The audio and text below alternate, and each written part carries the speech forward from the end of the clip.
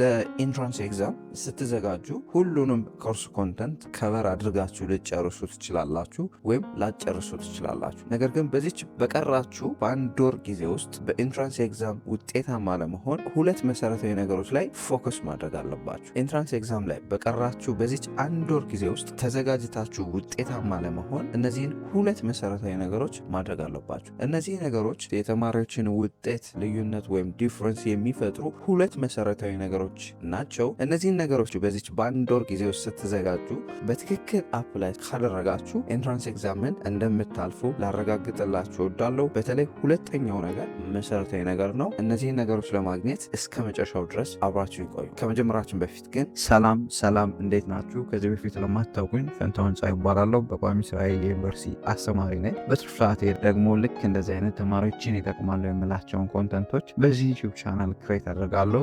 ዩቲዩብ ላይ ልክ እንደዚህ አይነት ቁም ነገር አዘል መረጃዎችን ለማየት የሚመጡ ከሆነና ለዚህ ዩቲዩብ ቻናል አዲስ ከሆናችሁ ሰብስክራይብ በማድረግ ቤተሰብ ይሁኑ። አስተያየት ካላችሁ ደግሞ ኮሜንት ሴክሽን ላይ አስቀምጡልን። ኢንትራንስ ኤግዛም የሚሰጥበት አፕዴትድ የሆነው ስኬጁል ይሄ ነው። ይህንን ስኬጁል ስናየው የቀራችሁ ይህንን ቪዲዮ ሪከርድ በማደርግበት ጊዜ አንድ ወር ከ3 ቀን ምናምን ነው። በዚች በአንድ ወር ጊዜ ውስጥ በዝግጅታችሁ ወቅት ከቨር አርጋችሁ ጨርሳችሁም ሊሆን ይችላል፣ ወይም ከቨር አድርጋችሁ ሳትጨርሱም ቀርታችሁ ሊሆን ይችላል። ግን በቀራችሁ በዚች አንድ ወር ጊዜ ውስጥ ተዘጋጅተው ውጤታማ ለመሆን ሁለት ማድረግ ካለባችሁ ነገሮች ውስጥ የመጀመሪያው ነገር ብዛት ላይ ሳይሆን ጥራት ላይ ፎከስ ማድረግ ነው። እንደሚታወቀው ለኢንትራንስ ኤግዛም ፈተና ስትዘጋጁ ከቨር የምታደርጉት ሰብጀክት ኮንተንታችሁ ወይም ኤግዛም ኮንተንታችሁ ከ9 እስከ 12 ያሉ ትምህርቶች ናቸው፣ የተመረጡ ትምህርቶች ናቸው። እነዚህን ትምህርቶች ከቨር አድርጎ ለመጨረስ በጣም ቫስት ነው፣ በጣም ሰፊ ነው፣ በጣም ብዙ ነው።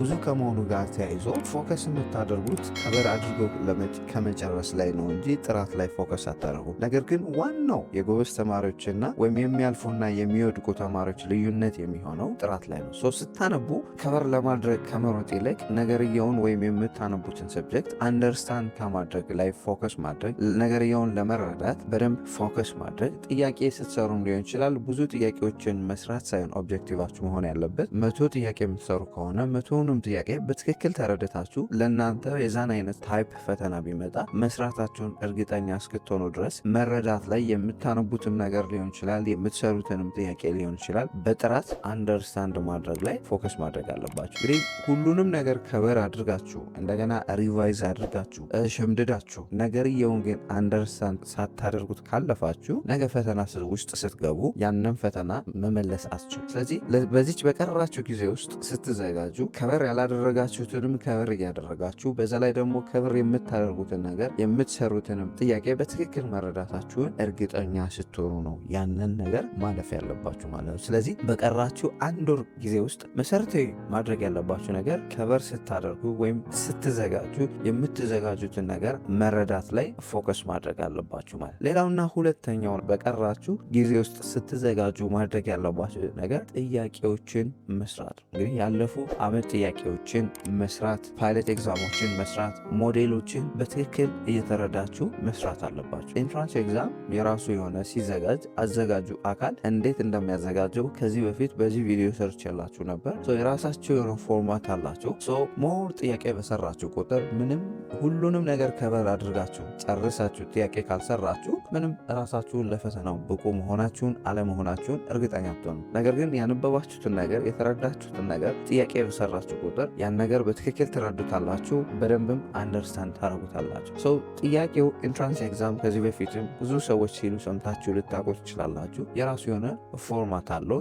ብዙ ጥያቄ በሰራችሁ ቁጥር የኤግዛም ፎርማቱን በትክክል አንደርስታንድ ታደርጉታላችሁ። ፈተናው ኢንትራንስ ኤግዛም እንዴት እንደሚዘጋጅ አንደርስታንድ ታደርጉታላችሁ። ብዙ ጥያቄዎችን በሰራችሁ ቁጥር ኮንፊደንሳችሁ ቢልድ ይሆናል።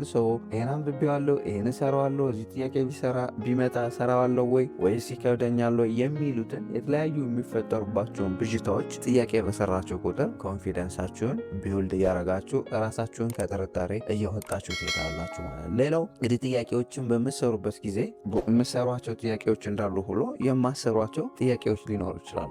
እነዚህን ጥያቄዎች የማሰሯቸውን ጥያቄዎች ስታገኙ ጋፓችሁን አገኛችሁ፣ ክፍተታችሁ ከዛ ካነበባችሁ ሰብጀክት ላይ ክፍተት አለባችሁ ማለት ያንን ክፍተታችሁ ተመልሳችሁ እንድትረዱና በደንብ አንደርስታንድ እንድታደርጉ ደግማችሁ እንድታነቡ የምታነቡት ትሆናላችሁ ማለት ሶ ጋፓችሁን ሞር ጥያቄ በሰራችሁ ቁጥር ጋፓችሁን አይደንቲፋይ ታደርጉበታላችሁ ማለት ብዙ ጥያቄ በሰራችሁ ቁጥር ሜይ ቢ ኢንትራንስ ኤግዛም ሊሆን ይችላል፣ ከዚህ በፊት ያለፉ አመት ኢንትራንስ ኤግዛም ጥያቄዎችን ሊሆን ይችላል፣ ፓይለት ኤግዛሞችን ሊሆን ይችላል፣ ወይም የተለያዩ ትምህርት ቤቶችን ሞዴል ኤግዛም የምታገኙ ከሆነ ከሰራችኋቸው ሜይ ቢ ፈተና ቢደገም በተለይ የፎርም ይደገማል።